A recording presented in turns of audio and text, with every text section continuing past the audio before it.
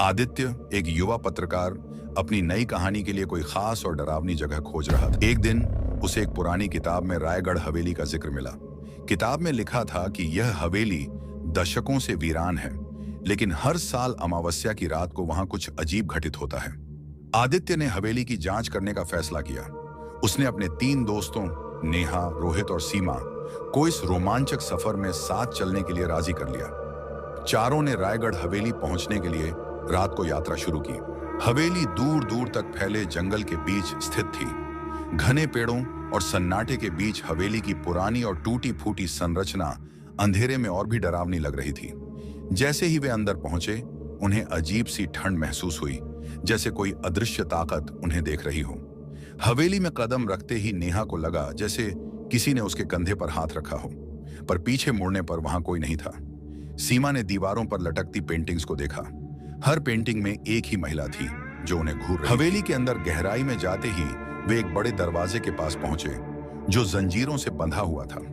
दरवाजे के पीछे से किसी के रोने और फिर हंसने की आवाजें आ रही थीं। रोहित ने दरवाजे की जंजीरें हटाने की कोशिश की, लेकिन जंजीरें इतनी ठंडी थीं कि उसके हाथ जलने लगे। नेहा ने हवेली के पुराने मालिकों की डायरी पढ़ने की कोशिश की, जो वहां पड़ी थी।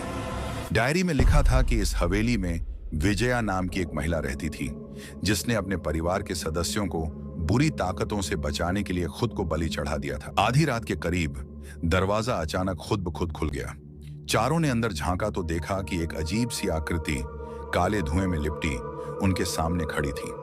वह महिला की आत्मा थी, जो अब भी हवेली में कैद थी। आत्मा ने बताया कि उसे मुक्त करने का एक ही तरीका है, उसके बलिदान की सच्चाई को दुनिया तक पहुंचाना। आदित्य ने उसे भरोसा दिलाया कि वह पूरी दुनिया को उसकी कहानी बताएगा। यह सुनकर आत्मा ने हवेली को छोड़ दिया, लेकिन जाते जाते उसने एक चेतावनी दी। जो भी इस हवेली में झूठी मंशा से आएगा, वह कभी वापस नहीं जा पाएगा। आदित्य ने हवेली से बाहर निकलते ही पूरी घटना को रिकॉर्ड किया और इसे अपने चैनल पर डालने का सोचा, लेकिन जैसे ही वे घर लौटे, उसके फोन में से सारे वीडियो गायब हो चुके थे।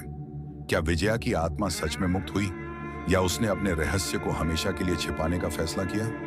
यह सवाल अब भी एक रहस्य बना हुआ है।